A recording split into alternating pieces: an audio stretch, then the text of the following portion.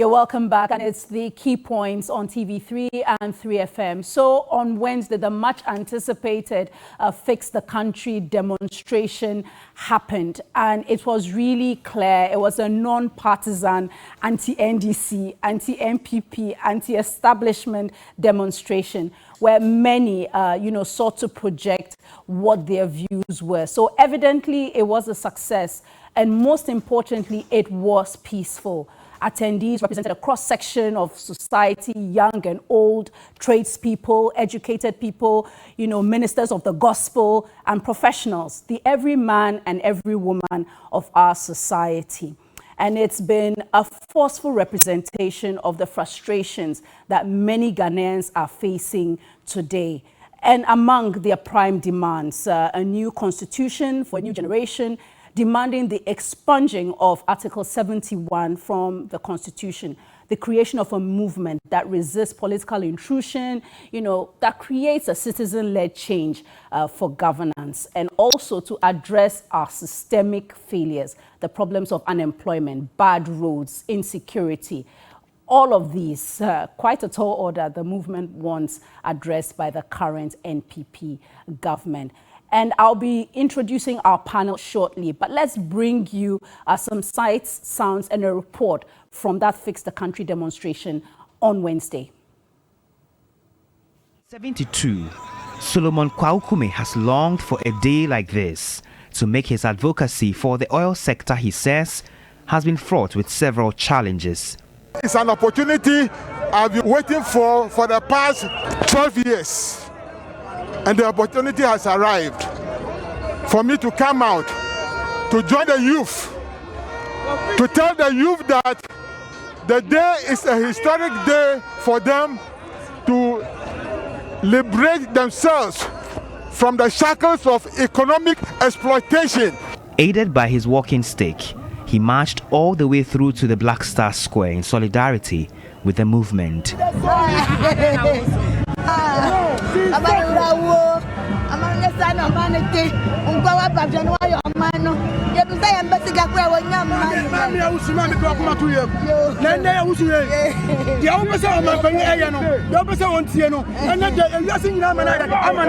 His fellow septuagenarian is Akosia Yeboah, who is barely holding up.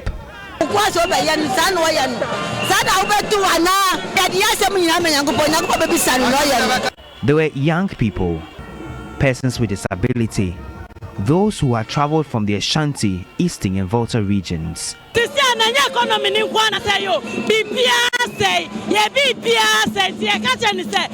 he was able to tell the late president to fix Ghana, to fix the economy, we are telling him to fix Ghana for us. We are tired. The youth of Ghana, we are suffering. Look at me. I'm a construction man. That is why I brought this one. Look, how much is cement? Today, it's 50 cedis. Look, when are we going to build? I'm a teacher at Obuasi. You have changed the curriculum for about 2 years, but you haven't given a textbook syllabus. Several times I lost my colleagues as the crowd thickened, but the people were determined to make this one count. Never mind the sweat and distance, the protesters spoke. Nobody was to be left out.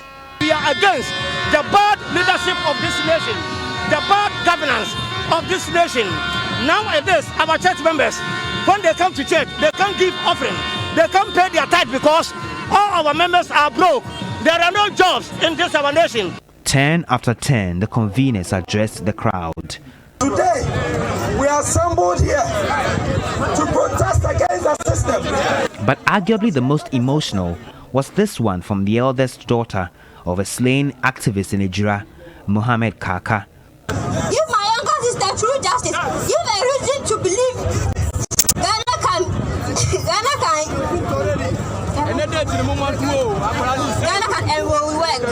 work. For conveners of a protest, Wednesday's action is only the beginning of an awakening. We are calling for the abolition of the Sakawa 1992 Constitution. And we are gathering 1 million names and signatures of Ghanaians who are with us on that path. By the time we are done, the 1992 Constitution can no longer hold the legitimacy over us. The group hopes to sustain the momentum and drive until the system is fixed.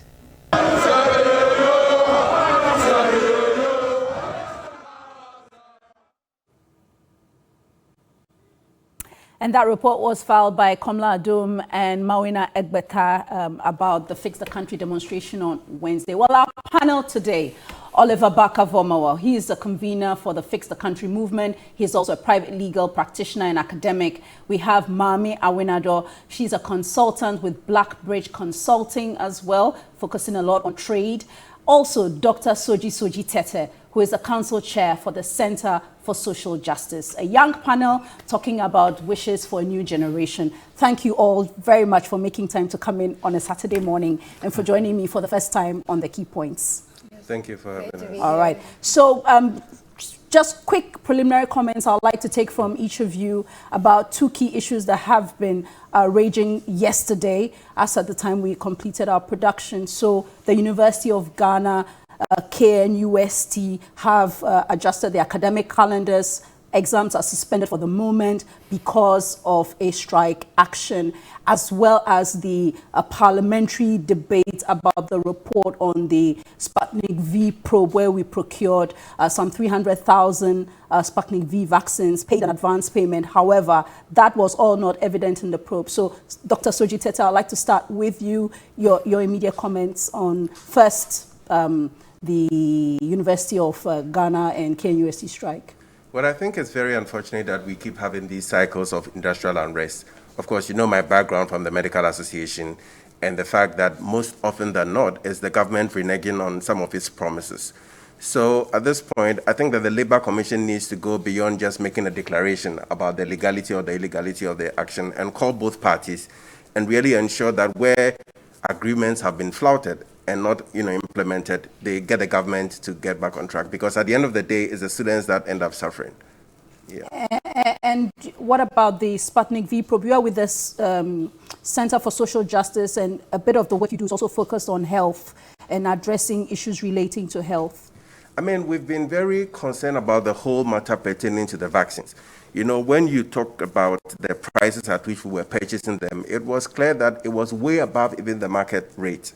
So we're quite happy that the matter was being looked into. And the impression one got from the initial representation by the health minister was that we had not made any financial commitments.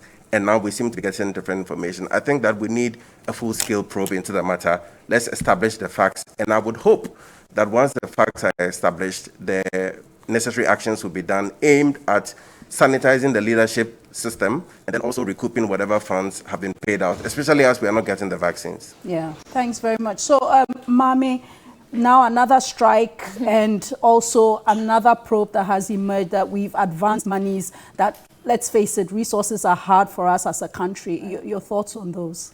Yeah, I mean, what can I say? I mean, my number one concern is actually the students. I mean, of course, like the labor force and what, like their needs and their requirements are very important. I'm just thinking of the fact that it's unfortunate that in a time such as this, you have, these young people who have, have dreams and goals and aspirations, right?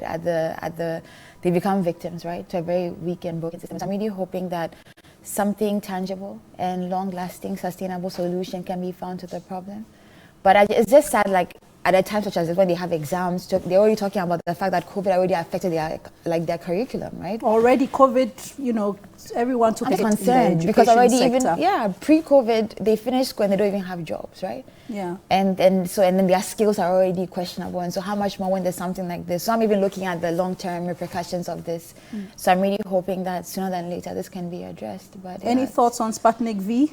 Yeah, I was wondering. I mean, I think when it comes to even procurement or something like this, there should have been more involvement of public administrators. Like, I'm just wondering how, even the procedure and also even beyond the money, like look at the FDA element, like whether just like the recklessness with it.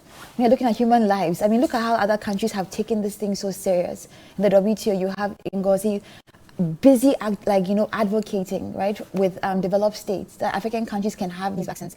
you know, like without having to pay so much for patents. And it's like here we are playing games with having a shake. I'm just very confused when it comes to human lives. There were 3 entities involved, but it's very confusing. I'm quite just like, confusing. Yeah, we really playing games with people's lives. Like it's concerning. So I'm really hoping. Certainly part of the things that we need to fix as a country. So Oliver, I guess this sits squarely within the scope of some of the things you'd like to see changed, believe? I feel like in some respects I've become the apostle of what needs to be fixed in this country. But you know, I think the bigger question regarding, first of all, let me start with the university issue, is that we've quickly become a republic that thrives on crisis.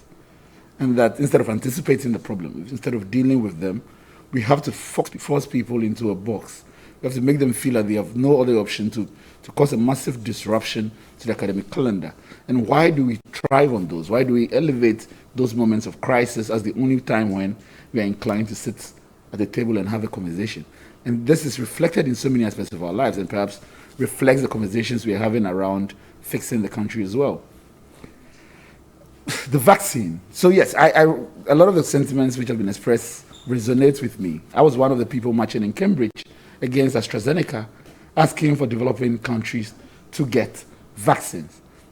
And to see the extent to which we, despite the efforts being put by so many people and so many stakeholders in liberalizing vaccine procurement and all those issues, we continue to make a mess of the pandemic in total. And I do think that the call for a broader look into the issue should surpass vaccine. It should go to the entirety of the pandemic response. And I say this because I'm reminded when the Minister of Health came before Parliament for vetting. He said that when the pandemic first hit, he had convened an interministerial committee to set up responses, and that they convened 3 meetings and none of the other ministers showed up.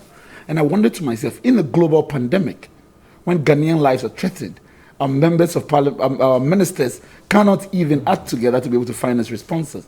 Then there's something wrong with the way in which we approach governance in total. And I think those are the questions we need to look at again and again. Going forward, yeah. Thanks very much for those preliminary comments. Now let's dig deep into the demonstration what the aftermath looking into the future could be. I'll stay with you, Oliver, briefly on that. So you issued a statement, or the movement issued a statement after the demonstration indicating that it was, a success. It reflected the views. You thanked people for coming out in a non-partisan way to, affirm all these issues that had been raised. I guess the important thing I saw was in point 5, that the demonstration coming off eventually reflects a determination of the people in spite of the use of legal and state means to stifle this process. You met the IGP afterwards, I understand. Are you surprised there's been no reaction, no major comment from government, from Jubilee House, from the Ministry of Information? No, I am not surprised, because I do think that, and perhaps it ties into this conversation around waiting for crisis, because these conversations around fixing the country and the issues we've been raising have been in the public domain for almost 4 months now. So I'm not particularly expecting that the demonstration must provoke a reaction from them. A lot of people do. But I do think the way in which the issue should be reacted to should even start and predate the demonstration. So we did not see that. And I'm not expecting that they're going to change rhetoric around this. The president has barely spoken about this issue. So it's not going to surprise me. We're continuing to do what we want to do. Because we've always said from the very beginning that the conversation we want to have is with the people of Ghana themselves. They own the democracy, and the process must engage them. So there's really no rush on our end, and we don't see it in any particular ways as a failure of government that hasn't spoken to us, because they are not our audience for this process.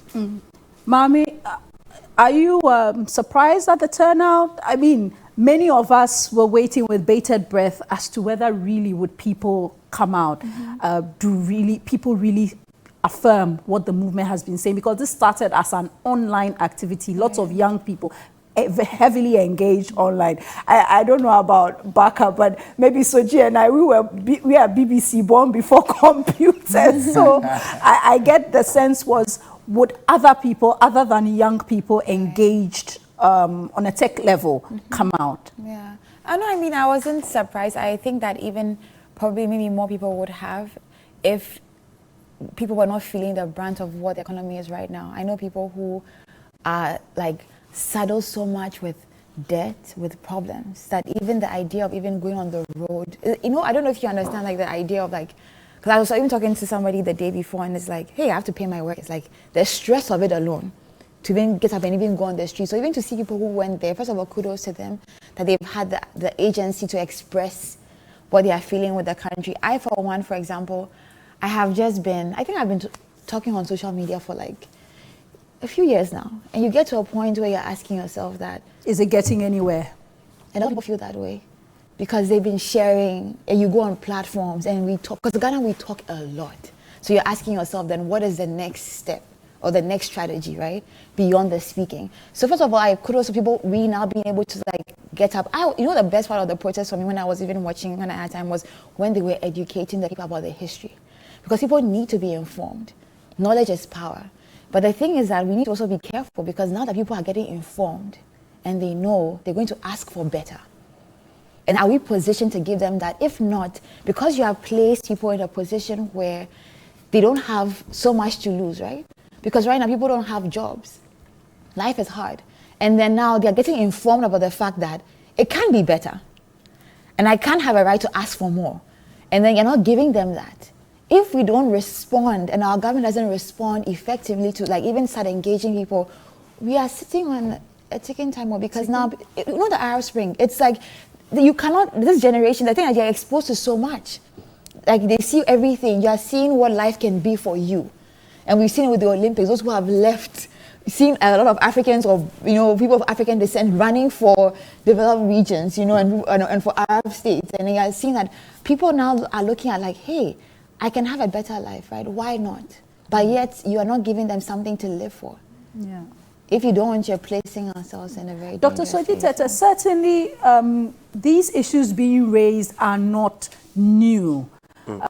I know that we've had issues even from the 60s, then in the 70s. I mean, people left the country because of issues like this, the economic issues in the 70s, in the 80s, similar, and now we are in the millennial years.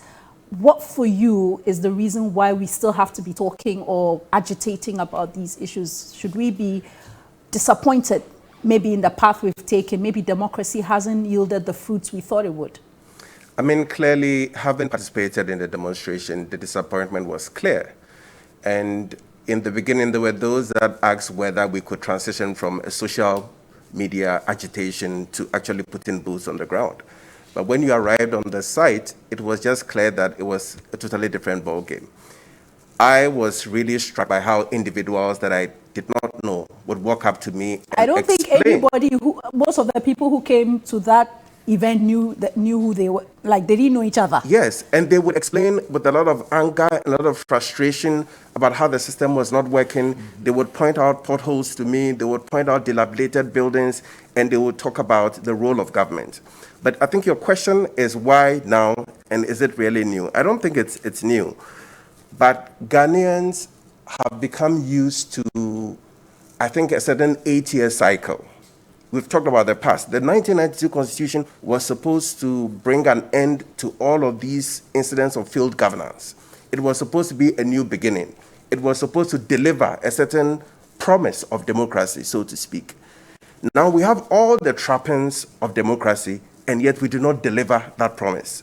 People go and vote, but they don't have the jobs. You know, we have parliamentary committees on public accounts, and yet we see judgment decks. We see governments entering into contracts without due process. We see governments abrogating all sorts of contracts, and 80% of judgment decks resulting from these contract breaches. And yet there is absolutely no accountability. We live in a system where there's provision for an auditor general every year to audit public accounts. So actually, you do have the evidence of public sector corruption, and there is no remedial action. There is no action on it. So what the people observe is that we have these 8-year cycles with the promise of so much and the delivery of so little. So there's a lot of hope, there's a lot of expectation, and by the end of 8 years, there's so much frustration. And they are feeling that they're getting taken for granted. The public sector's workers are given a 4% salary increment. And politicians get very juicy packages. What is the reason for that? So the point that Nanajua, Mame. Yes. is pertinent. For how long are we going to go with this, promising the people, hyping up their hopes and expectations, and then dashing it? If we do not pay attention to it and address it now, there might well be an eruption. And I know that in the aftermath of this Fix the Country campaign, the president has talked about winning 2024. It's like for you, is this not a priority? Yes. Your priority is the next election. So the priority is the next election. And for most people, that's what it is. And something has to give. And I'm hoping that with this series of actions that have been planned by the team, hopefully, it will make people pause to reflect. I would just say that I have to give the convener some credit, because I don't think that people just showed up like that. This is a mass mobilization effort, so I'm sure that they really went out of their way to talk to people. So I just want to give them credit for that as well. Mami, what are the low-hanging fruits, for instance, that can be quickly dealt with, that gives a sense of, one, government actually demonstrating that they are listening to the issues raised by the movement? So realistically speaking, and I think I mentioned this before, because the problems are so systemic and you're looking at decades of issues, one of the key things would be to start appointing people who have skill, who can do the work. When I say appointing, it's... So it must be a meritocracy. It mustn't be a political patronage. No. So right now, I'm saying that But then I don't know if that's realistic. So political parties are entities. They come into office. Yes. Obviously, they won't appoint people outside their party. There are rare instances of professionals who have made their mark and are brought in to support. But that's really... Because honestly, Babaji, let me ask you, because the thing is this, because being a politician doesn't mean you have skill. And if you don't have people who have skill or gifted people to do the work, then it's a hopeless situation. That's why I'm saying that, like, so for example, let's say Kagame, who brought in this Thiami guy from Senegal, who was with Thiam. Yes, and then he's not even Rwandese, but he brought him in. He's Ivorian. Yes, and then seeing the situation in the country and realizing that Kagame is always open to bringing people. Now I'm not trying to make a comparison, but what I'm trying to say is that when you are dealing with a problem in your house, okay, imagine your fridge is broken.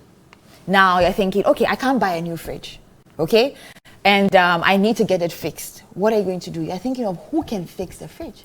Right? If I was in the MPP or I was the president or whatever it is, I'll be thinking right now, like, look, the situation is bad. The people I have there right now, because there are people who don't really know what they are doing. And this is no offense to anybody in power. There are people now who are holding office who don't know the work. If I were them, I would even ask, find somebody in the meantime, because we have 3 years left with you, unless something drastic happens. Find somebody. It's okay to not know. And that is, we have this, we lack intellectual humility in this country, honestly speaking. It's okay not to know, and it's okay to say, you know what, we need help. And it's okay to be able to outsource that help and find people who can do the work. And at the end of the day, we have 3 years left. What is a drastic thing you can do right now? Let's say, for example, it was the energy sector. Find people with skill. This thing of finding friends and stuff, truth of the matter is we all want the same thing. And we can't, and it's like, if I had 3 years left in power and I have a legacy to leave, and maybe you're so desperate to come back into power, then what was the most drastic thing you do in 3 years? You're going to find people who can give you results in 3 years. What kind of results? The most tangible results, right? Maybe you cannot necessarily build a bunch of hospitals all of a sudden, but what are the little things that you can do that will at least alleviate the pressure? That at least people, if it's fixing NHIS so people can have good health care, that's a low-hanging fruit. Absolutely. If it's about jobs, ensure that there are some sustainable jobs, not NAPCO, 700, 800 CDs. I guess those are the areas for you that are important. Yes, exactly. So you're going to create jobs and you're going to find that maybe at the end of the day, it's like, okay, fine. If I could, I'll find somebody. I'll be like, hey, listen, within the next 3 months, I want you to help me come up with something to be able to solve this problem, ABC, right? And then come up with a plan. Maybe I might not even announce it to anybody. The person, I outsource the help. Because sometimes you cannot outsource, you can outsource skill. Yeah. Get the person to give you the results you want. And then you begin to see, people will even begin to see change on the level, to some extent. To some extent. Yeah, that's what I don't know. Maybe I'm just off, but... Like to look at. Yeah, and I must admit, it's interesting you mentioned Thijon Thiam. He was the CEO for Credit Suisse, right, and had also been head of Prudential in the UK. Right. And that's a kind of person that, you would want to help you fix something. Right. Oliver, so 2 things I want to raise with you. So the issue of social justice. I guess that was quite a fundamental pillar for this march. And Kaka, who died in Idra, which sparked the disturbances, his daughter spoke. To what extent are you confident that the element or the issue to address social justice is one that we can do? So let me make a quick point. I mean, I'm Oliver after all, and I'm asked for more. There's something that the 2 of them said, and I must give a lot of credit to so many of the people who have been trying and organizing this with. Because even among ourselves, so many of them I met for the first time on the day, of persons who I've been speaking to consistently for the past 3 months. A lot of them I did not even know their names. And when I say their names, their real names, because one of the decisions we had taken was to protect people's identity. So it was really refreshing to meet so many people. But we also left no stone unturned. I've never met these 2 individuals ever in person, but I reached out to both of them to come for the event. So we made sure that we were reaching out to so many individuals, and we took nobody for granted. And it was important for us to get that work done. And it's really impressive to me that so many of the core team who were doing this were persons who were younger than 25. And it's really refreshing for me to think of persons who are so committed to advancing the process. Now, to your question, one of the things we started from the very beginning was that the way towards reforming our system was to be able to create a sense of the beauty of dissent, and that to make people feel confident in their voices and the ability to say no, to disagree. And this is why the Kaka issue has become very important to us. Because if we leave it to fester, it rolls back what we are trying to do. This idea that anytime you speak up, anytime you do something, something can happen to you and nobody cares. Like what happened to Amitswale, that there's never any answers when it matters. And this is why we've taken up that cause, that for us to be able to reform the system, citizens ought to feel confident enough to be able to engage that system without fear that anytime you do anything than praise, sing for the regime, you're going to lose your life. Our democracy should be able to make space for dissent. And we saw the disappointing reality of when we tried to put up a billboard, and within less than 2 days it was pulled down. And he said, if our democracy cannot even sustain or make room for a billboard, it is not fit for purpose. These are some of the questions we want to be able to have. But now, is it fair to blame our democracy? There are always rogue elements within groups and entities that may be over-enthusiastic, they may be exuberant, and no one has told them to pull down your billboard or pull down a billboard in opposition to a current administration. But they do it anyway because they are seeking to self-protect and maintain a certain self-interest in favor of someone. So because there's a culture that creates a system whereby persons anticipate the needs of leadership, and by doing so act undemocratically, because they know that to act properly and constitutionally will earn them repercussions from persons above, it saves down. So that's what you see. For instance, in the particular case of the billboard, the person who owned it had received so many calls from persons affiliated to government to pull it down, or she was going to lose her job with the AMA.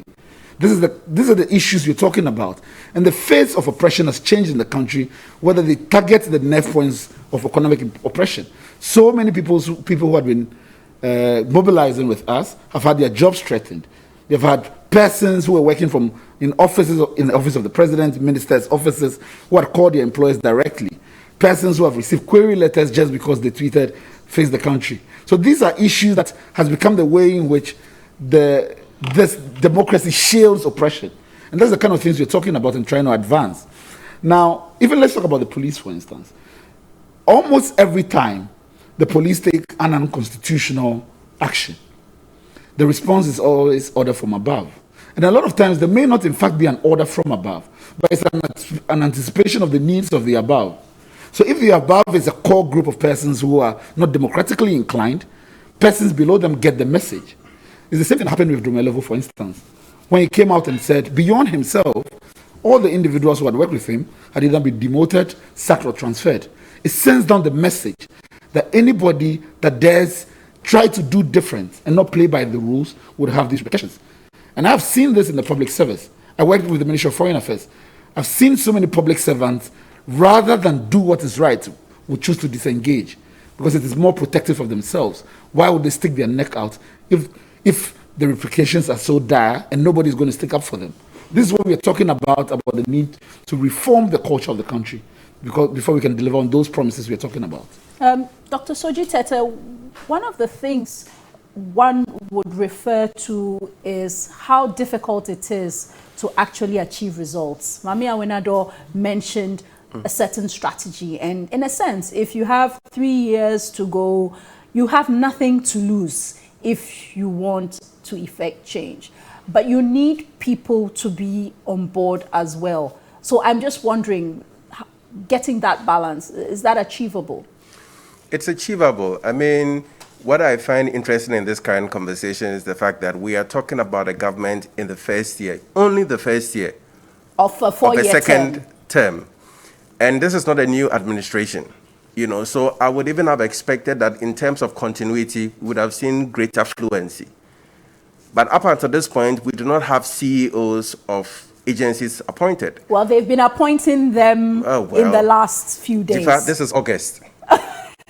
The same government has been in power since 2016. Yes, but it is 6,000. Let's talk about, it's about appointing 6,000 people. It's about let's face it, there'd been a hue and cry about government expenditures, the kind of wastefulness, and even in terms of the numbers of ministers, there was a certain attempt to cut it down. And in terms of even who got what, who got into parliament, who achieved what, certainly for a second term, if the president is trying to be strategic and he's taking his time to do that, maybe that's not a bad thing. No, I've always been very disappointed with the slow pace of appointments in our public sector, and especially with our governments. And even more disappointed when we see transitions from one government to the same government. So you've seen the people, you know your vision. If you are going to appoint fewer people, that is even more cause for you to appoint in a shorter time. And the implications are not trivial. The fact that we do not have governing boards of state institutions is not trivial. I recently had an opportunity to engage with people at the Medical and Dental Council. Foreign doctors have written exams. They don't know whether they've passed or not passed because the results have been withheld. The reasons the results have been withheld is because there's no board to approve the release of the results, and people are, waiting. So when Mami talks about the need to appoint competent leaders, we have glaring opportunities, and we do not make use of them. The second thing also is that apart from getting competent people, one needs to make fewer promises. Fewer promises? Yes, fewer promises, and focus on execution. What does it take to actually execute on the promises that have been made? We are in a country with all of these healthcare issues, and then we have massive infrastructure projects that have not been completed. And yet we see no effort on the part of the government to complete hospitals and other facilities that are lying in bushes, fallow elsewhere. I don't know about no effort, because I guess maybe the challenge is the challenge of resources. We know that for our revenue, we spend almost 80% of that servicing our debt. We have just some 20% of that for capital infrastructure and other things. So Jifa, tell me, which is easier, to complete uncompleted hospitals or to promise to build 88 new hospitals? 101. 111, I beg your pardon. There you go. So it's a question of prioritizing, allocating resources, finding effective personnel, and making sure that there's accountability, holding people responsible within specific timelines. I mean, these are the basic things that we are not seeing. Mami, I've heard other people say young people may be calling for these things, but young people also have a responsibility. They also have a responsibility to acquire the skills, work towards a certain vision and goal for themselves. They should not also see politics as the easy way. So if they are student leaders and then suddenly they see that the way to make it quick, fast, and rich is to quickly get into politics. it should be no surprise to us that maybe we have a generation of leaders who may not have worked in a certain environment, may not have built up certain sets of skills, and they now have to do the kind of things you expect. And if we're not getting results, I don't know if we are to blame. The youth also are to blame. Okay, so pretty much it's like the youth taking responsibility. Is that pretty much? Yes, I've heard people say that. Yeah. I mean, like, let me be honest with you. I had this conversation yesterday when we were watching the relay.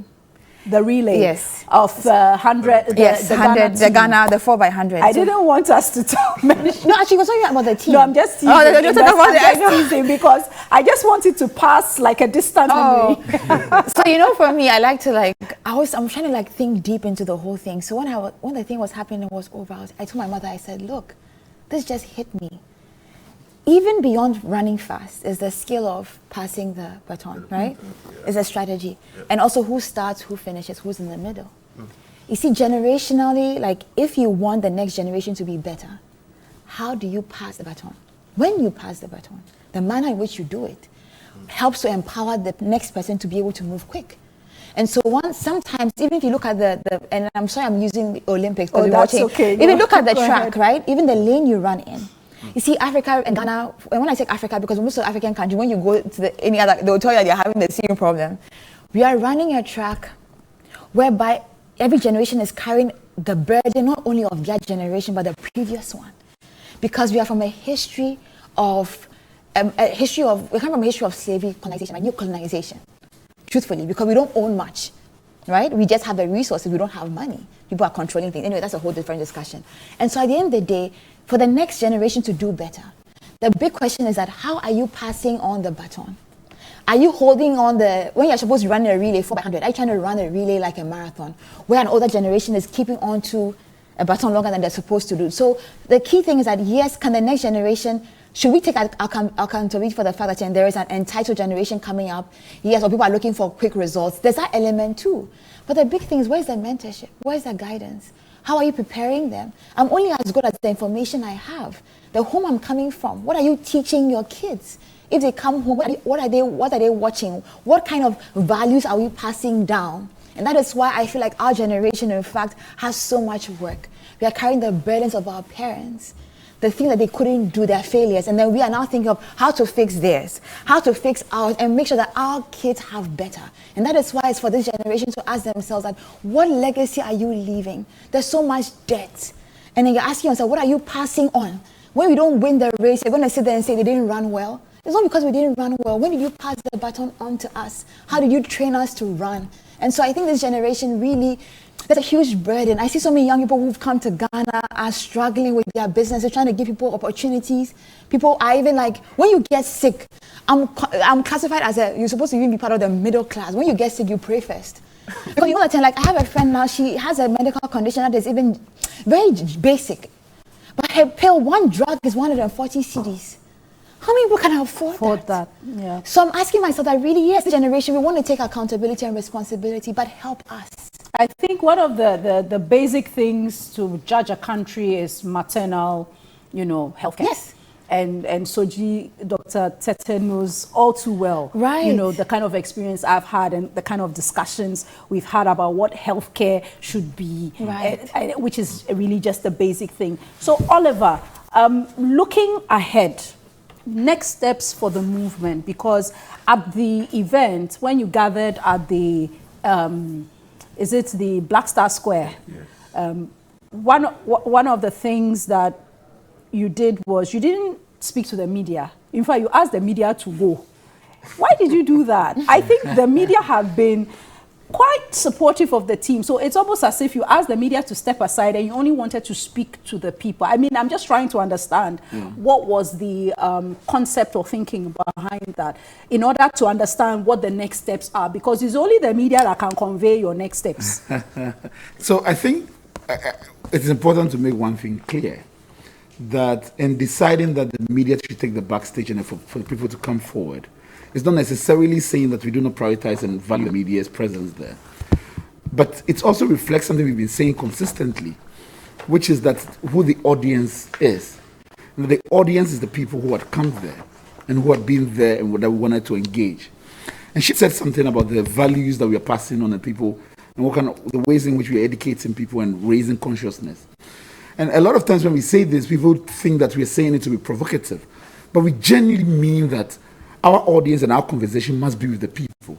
And that if we are trying to get people to understand their role and the value of their voice, you must make them feel that they are involved in a conversation.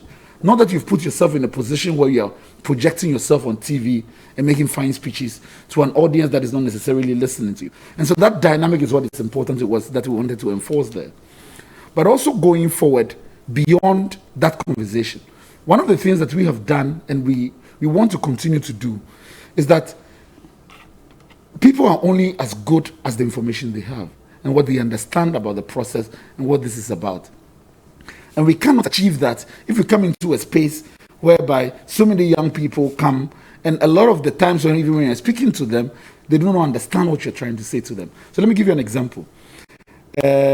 One of the conveners, Bashira Tokamau, so before she went on stage, we had a whole conversation about what language she was going to speak. And we decided she was going to speak Hausa. Yeah. And when she finished speaking, a number of people came to her and said this is the first time they've gone to a demonstration that they understood what was being said there. I do not express myself well. I always say that I'm not interview competent in any of the local languages. But I took 3 that day. And I used that opportunity because I understood that we're having a conversation with a different audience. And that they do not want fine grammar and fine diction to be able to convey the message. You have to break it down in a different way for them to understand. And it was important to be able to do so and tie their concerns into the fundamental structure of this country, which is the Constitution. And that's what we did so beautifully that day. And that is the way in which it's going to define the way in which we continue to engage different people and have that conversation with them, because we have to change mindsets. And that was very present as well in a demonstration of this size. When we went there, we got so many dust bin robbers. What we said we're thinking about engaging people to sweep after them. The young people took those from us and said we're having a peaceful and clean demonstration. And we're cleaning up as we're moving from Obrasport right into Independence Square. We have so many images of when political parties have held events where they've let so much rubbish there at those events. It tells you that there's something different happening. But because we are so engaged in the process of mischief, that we are refusing to see the rise in consciousness. But there's also a last point I want to make. Because a lot of times when we talk about this, we're talking about it as if this is only a youth-convened event. It goes beyond the young people. It was interesting to see the elderly. And I said that, so the gentleman who was profiled, I met him here actually. I'd spoken at Onuya TV, and he was in Tema, saw me on TV and came here to meet me before I came out. And we had a conversation, and I told him that I think you should go to Independence Square directly. He said no, he insisted that he was going to start and walk as well. And so it was, I didn't really think he was going to do it. And to see him do that, it really made me pause. But it also made me pause on what I consider to be the failures of what a demonstration is. Because that's what we are doing now. Instead of critiquing the event, is that we did not make it accessible enough for persons with disability. That we have to provide those frameworks. Because so many of them came and did the arduous work with them. We have to find ways in which we engage and bring more of those people into events like this. Improve the inclusivity of the movement and how it's accessible to everyone. Absolutely. So these are the things that we are taking and looking at, and when we are thinking about what the next one is going to look like and what the things we should prioritize. These are the conversations that we want persons in leadership to have. That after everything, there's a post-mortem where they're asking themselves, did we deliver to the people, and what could we do better? So often we don't feel that. Quickly before I go back to Dr. Tete and Mr. Winado, will there be other demonstrations in other parts of the country? Will it be replicated, let's say, on a regional basis, for instance? Certainly you may not be able to do all 16 regions, but maybe you want to do it in sectors or something like that. Our hope is to be able to do it in all 16 regions. That is the plan. But one of the things we're also very mindful of in doing this plan, it also has to be very sensitive to public health concerns as we're moving into the regions. And perhaps the way in which the decision may come would be to prioritize regions where they have low cases and that community transmission is at its lowest. And that might inform the order in which we go without any particular, without choosing places based on like a congregation of people and things like that. That's the process we want to do. Because one of the reason why we are doing this, I've said consistently, is that we didn't say we wanted to fix Accra. This is what this is not about. This is about the country. And a lot of times we've prioritized the needs or the voices of Accra dwellers over so many parts of this country. We can't only understand what these other people are saying, and a lot of them who are offline, we can only understand if we get into those communities and try to mobilize them and have the same conversation and opportunities for engagement that we have provided Accra.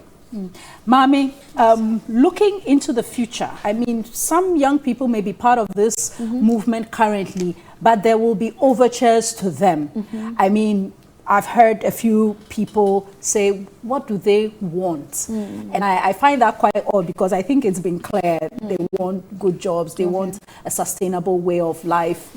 So knowing the economic hardship, it's very easy to make overtures and break the ranks of the movement. Right. I mean, one of the things I wanted to, because having is one of the key things is that fix the country is, I don't think it's about one person or a specific group of people. We all want the same things, and I think because Ghana, we are very accustomed to, so like because of politics, right? People cannot think outside that. So it's either like you are NDC, you're NPP, or you are, and so one of the key things is that I think this whole thing is like, one is a movement. A movement is beyond the people who are even in it, right? It's the idea that we all want the same things. And that's why even you can be asking, what do they even want? They want what you want. So you can be NPP and you want Ghana to be fixed. You can be NDC, you want Ghana to be fixed. One of the key things that people need to understand, and this is actually true, is that when it comes to religion and politics, people attach identity to ideas. So now the problem now is that people cannot divorce who they are from the party that they support. So once you even say, fix the country now, then it sounds like MPP is bad, right? But that's not the thing. And if you don't take it and we don't break it down properly, people miss the point. The idea of politics will always change, or your party idea will always change. But what will always remain the same is what we want for Ghana. We all want light. We all want access to good healthcare. So the question is that right now, Ghana's problem, the only reason why it's frustrating, people cannot understand what the people want, is because they're looking at it as, we are in power now. What they're asking for is that now it's against what the party in power is doing. That is wrong. What they are doing is that they are asking for something that everybody should be asking for, no matter what. 2050, you should still be asking. It's like these things they're asking for should be a given. Absolutely. And we should all want that. And that is why the fundamentals, because believe me, if you divorce certain political things from opportunities, and you see people's allegiance. People are holding on to political ideology, number one, sometimes because of even like where they are from, their hometown, or because of a job. Family, divorce all of that, and you see where the allegiance is. That is why when you make the national pledge, you say, I promise on my own to be what? Faithful and loyal to Ghana. That means that even if the party I don't like is in power, party you don't like is in power, I will still give my best because it's for Ghana. Right? Because I'll give an account. Whatever I'm sowing to this nation will speak years when I'm even dead and gone. And this is why the Fix the Country, even though there are people at the forefront as leaders and stuff, this is bigger than him. Because how many, even if he lives up to 100, he will still leave one day. This should be something that even 50 years down the line, we are always asking, Ghana should be fixed. So that even if you are an MPP and you wake up every day, that's why I have a problem now. Like I'm saying, we need to begin to find common ground and dialogue. Because when it comes to, nobody likes opposing views. It's very difficult because you feel like you're attacking your person. That's why when somebody even speaks about a problem, then you see people insult, stupid, and I'm like, no, they're missing the point. So we should be able to now find my Facebook pages. we should find common ground. Yeah. We should be able to sit with MPP, NDC, CDP and say, don't we all want the same thing? If Ghana is working, won't it benefit all of us? This is not about our Akufo-Addo. How long would all of these leaders live anyway? Most of them are even old. We will still be stuck with the same Ghana after. So let us begin to find common ground and ask, they want what you want. Now, how can we all get the same things? Yeah. Let's work together for that. Yeah. That's what I think. Dr. Tete, in terms of meeting the needs of young people, I mean, it's not often you get the finance minister speaking, and one nice Sunday, he gathered all of us and told us all the things being done He tried to explain to us the challenges the country has faced in the last 2 years, particularly brought on by COVID, and then of course how we manage to service our debt. He gave the media review and indicated that they will be seeking to provide some 1 million jobs over the next 2 years. They are ensuring that there's some strong fiscal discipline to ensure that we don't get out of gear, because knowing fully well that in 2024 we have to prosecute an election. That is even the year we spend so much. Should young people be hopeful? Unfortunately, we don't have a plan per se of where the jobs are coming from, what sectors, what the target is, and the like. All we were told is part of it is focused on entrepreneurship. But then, any hopes? I believe young people should be hopeful, but not because of what the finance minister said. Because of what I saw on the demonstration day. It's a beautiful thing to see people who have their sense of agency activated. So this was a march that was happening in a COVID era. And it was beautiful to see people going out, handing out face masks. People would go and tell fellow demonstrators that you need to wear the mask. That was wonderful. And then also, I think Oliver has spoken about those who were just cleaning the place. They knew what the right thing was. They knew it may represent some inconvenience to themselves. Someone told me that I need to clean it so that they understand the message that we are trying to preach. So this is really where the hope is, that individuals know that they have the ability to be able to take control of their own circumstances and then act on it. I think that we should not stop on the track of holding the leadership accountable, whatever the point is. Because if we do not hold them, thankfully the president says that we should be citizens and not spectators. So that really should be the mantra, where we hold them accountable. A lot of the time, I think our politicians have gotten into the space where they can make all the declarations they made to you, but there's no follow-up. There's no accountability. Even if they don't do it, what happens? So we need to not get tired. We need to stay engaged, and we need to hold them to the promises at all times. If you ask me whether when I went for the demonstration, I was demonstrating against the NPP, I would say no. I did not go to demonstrate against the NPP. We have a system that is not delivering the outcomes it promised. And so we all need to take a hard and honest look at it. In fact, the demonstrators slammed all of the political leaders since 1992. The only person who got any praise was President Nkrumah. So it just tells you clearly the focus. And I think that we should divorce it from some of these partisan sentiments and put the nation first to be able to get the results that we are looking for. All right, and it's still the Key Points here on TV3 and 3FM, and you can continue to join the conversation. Our hashtag is the Key Points. You can also send your WhatsApp messages to 055 369 8789, and you can also follow us on our Facebook page. Just look for TV3 Ghana and 3FM 92.7 on Facebook, and you can continue to follow us there as well. We are also live online at 3news.com. Send your thoughts through. We'll take a quick break and we'll be right back taking final comments from our panel.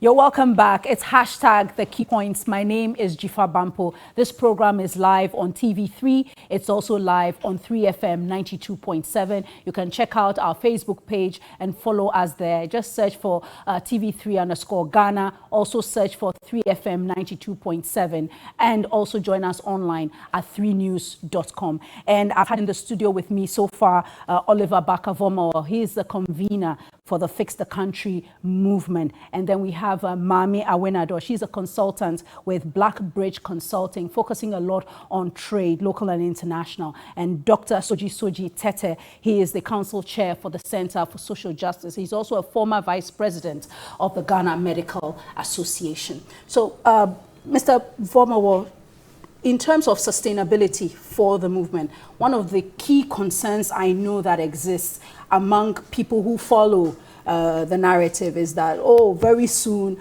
people will be parachuted out, they'll be given juicy incentives, and the movement will be left destitute. Is that a fear? I know Mami has said this is bigger than just partisan ideology or partisan interest, but when people's stomachs are empty, anything can get them out. I think those concerns are fair. People's, caginess and cynicism around this must be respected, because it repeats itself so much in our politics that a lot of time people disengage from genuine projects or projects that could lead to something bigger than that. And the reason why a lot of political parties see that do this because they've seen it work so many times. And it comes from the fact that our politics lacks ideas and definitely does not want to reform itself. That it must do everything to co-opt voices and bring them into the status quo to maintain the status quo. And we have made a commitment. A lot of the persons who are involved in this have made a commitment to do different. In fact, on the day of the protest, a lot of us involved there publicly took a pledge that we were not going to engage or take any money or do anything with any of the political parties. But I want to make this point clearly. A lot of the things we're saying is that Fix the Country is not going to become a political party of its own. That's not what we're thinking about. I am not looking to project myself into political leadership. I am an academic at heart. I love my job teaching, and that's what I want to do. But I think the most important thing I want to address is that because we are waking so many young people up, and so many people have become interested in the process, if everybody else tells me that, well, we only have two parties anyway, NDC and MPP, then it means that we are calling for reforms of those parties themselves.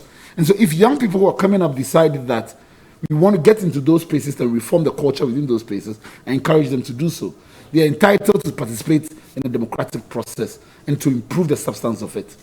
But I think now the core messaging is that the parties have been around for a long time. We've had this shuffle for 30 years. We can sustain this a bit more than one demonstration in just 3 months. And we feel that things have changed dynamically. No. The broken system is $1 billion industry. There's so many invested interest in keeping it broken. And if we do not have that mindset, we cannot reform that system. So that's a commitment we must make and watch for. Now about sustainability and how we move this forward. Going this forward, and so he reminded me of when I'd put up a post saying that even if we have 15 people who show up, we're still going to do that because that's what is most important. And we went in there, and so many times when you're doing this, it feels like you're speaking into the wind and that there's nobody who is listening. 4th August broke that myth. And I'm hoping that as we continue to have this energy to do that, as we bring different people into the process, I've had conversations with so many young, even in places we haven't gone to, in the North, Activista, and so many different community networks that we are activating. We are hoping that they come onto the process and take this and own it. And it's only through having local community networks and young people and old people associations take this project on, can it depersonalize it, as we've been talking about, and send that message going forward. That is the best way we can anticipate creating a framework for sustainability. Thank you. And let me just take some messages before I come back to Dr. Tete and to Mami Awenado. This one says, it's true, the 1992 Constitution should be the first casualty of the Fix the Country agitation if we really want the country to be developed. But the Constitution does not fix potholes. Neither does the Constitution address health and working condition issues. The country can't be fixed when money meant for development projects always ends up in the hands of corrupt politicians and their cronies. That's from Abladi Takradi. This one says, I disagree with the health minister. He should be sanctioned accordingly. But why? Where were the hashtag Fix the Country demonstration when John Dramani Mahama was in office? So this tells us that they are all NDC, including the pastor who spoke. So they should wait and see. This one from Abu. This one says, good morning to you and your panel. There's a lot to be fixed in this country. There had been a change of curriculum in the basic schools for over 2 years now, and there is no single textbook provided. Yet government was able to procure past questions for SHS students. Yet they tell teachers not to speak to any media. All is not well in this country. Hashtag Fix the Country. This Fred from Winchi in the Bono Half region. Philip from Accra says, we the youth of Ghana need a change in our constitution. Our leaders are not helping us. And finally, it says, this is from Christian in Takradi. You guys are really on point, enjoying your show. Thank you very much for all your text messages, and feel free to send more on 055 369 8789. So I guess this comes to the final bit of the questions as we get ready to wrap up. One of the demands is a new constitution, and there was a specificity to that. Expunge the Article 71, which, I mean, the last time I did a count, it's not just politicians, you know. I mean, these are some senior public servants and all that. And they come up to what? Some 600 people, you know, sitting under Article 71. I'm just wondering, Soji, we've had a constitution that has run for 30 years. It served us well in some purposes. It's given us a certain stability that we lacked for close to what? 20 years or 30 years from the 1960s. Is it realistic to ask for a new constitution? And really, will politicians deliver it, knowing that they are, and some senior public servants, they are the key beneficiaries of this current constitution?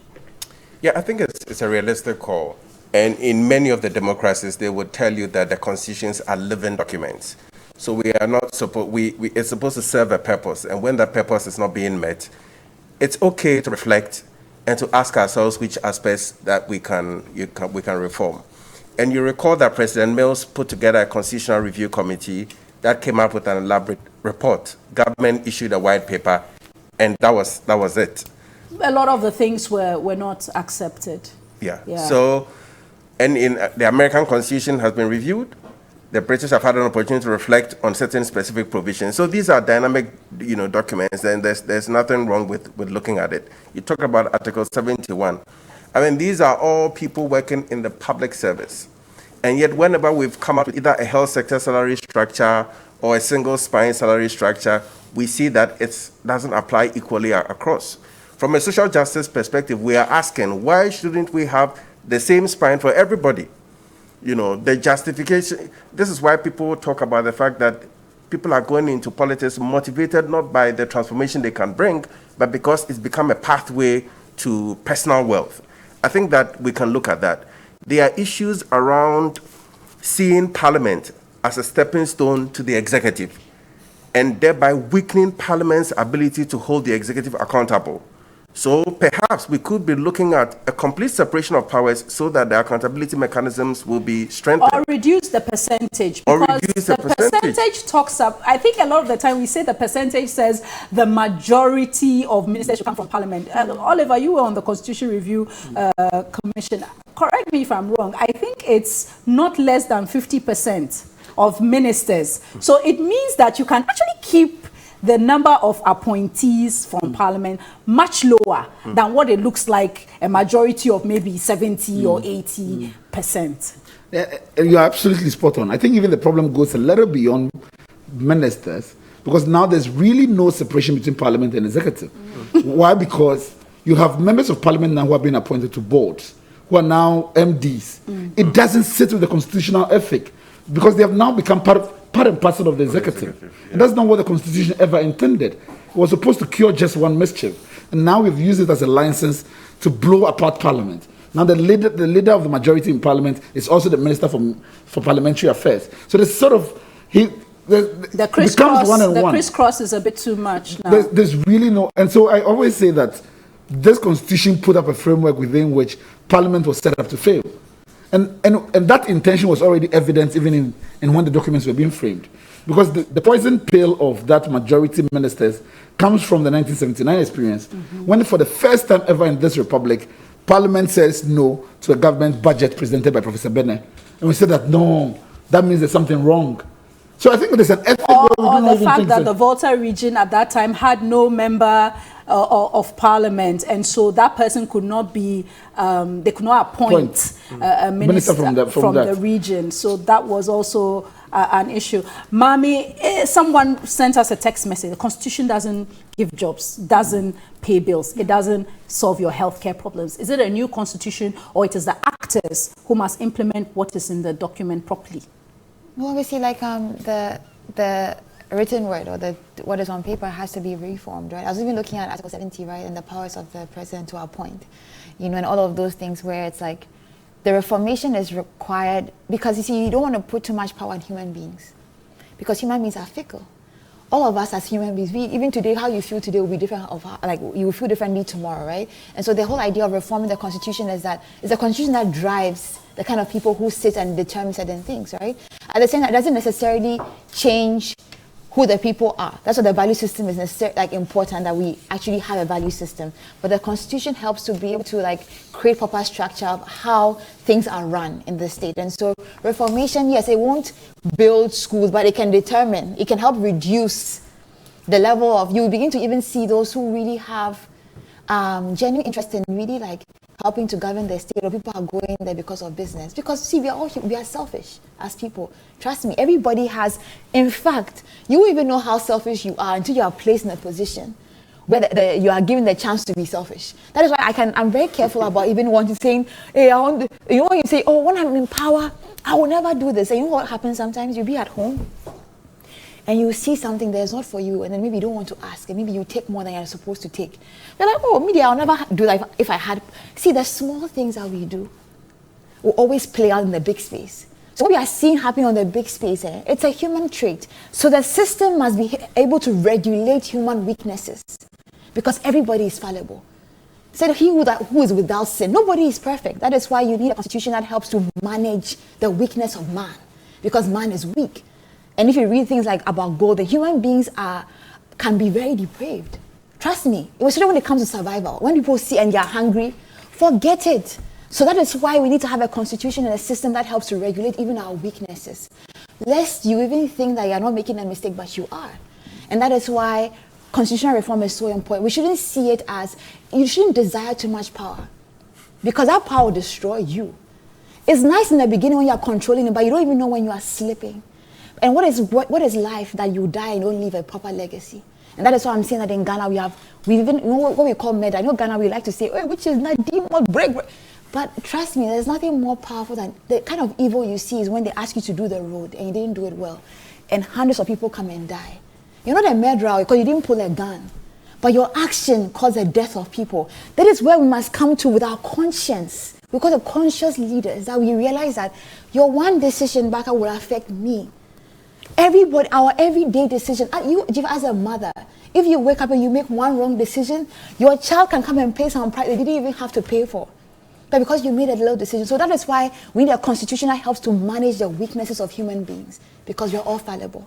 And when we do that, we can have proper, that's why we do need constitutional reform. It's in our best interest. Well, let's see if the powers that be will pick up on that. And we've been discussing the Fix the Country demonstration. What next? What are the quick issues, low-hanging fruits that government can address quickly? And what is the sustainability path for the Fix the Country movement? My guests have been Oliver Barker-Vormawa, convener for the Fix the Country movement. He's a private legal practitioner as well as a legal academic. Mami Awinado, consultant with Black Bridge Consulting, focusing a lot on local and international trade. And then Dr. Soji Tete, council chair for the Center for Social Justice. Let me just take some quick messages that have come from all of you. This one reads, they allow them to do a demonstration. They allow them to do a demonstration about Fix the Country. How can we use the money to buy V8 for MPs whilst we have schools under trees? That's from Maxwell Dunkwa Onofin. It wasn't very clear though, but this one from Kunto in Kumasi reads, the so-called jobs they are promising will be given to party loyalists so that they can win the next election. The problem of the Ghanaian youth is political discrimination. I think he's referring to the 1 million jobs that the finance minister says they're hoping to create over the next 2 years. This one from Lambert at Akuse says, congratulations to Mr. Vormawa for leading the Fix the Country. It's now time to turn attention to Akuse, our motherland, to fix Akuse. The road leading to the Akuse Hospital, which is one of the oldest hospitals in Ghana, which serves 5 municipalities, is a recipe for disaster. And Musa Abatwa in Kumasi writes, Jifa, anyone who underrates the effect of Fix the Ghana demonstration doesn't understand the current political dynamics. Fix Ghana is not a political group, but a movement that wants better for the country. I totally support the activities and wish they could do the demonstration across all the 16 regions of Ghana. So that's been the first part of our discussion on the key points. My name is Jifa Bampo. We'll take a quick break And we'll be right back with our next topic, because it's been 29 years of the NPP. I know it's not the usual 25, 30 years where you want to talk about a milestone, but 29 years for a political party that started really or rose from the embers of the ashes, together with other parties like the DPP, the Egle Party. The question you ask is, where are they all now? We now have two dominant parties, the NPP and the NDC. We'll be having that discussion when we come back. Stay with us.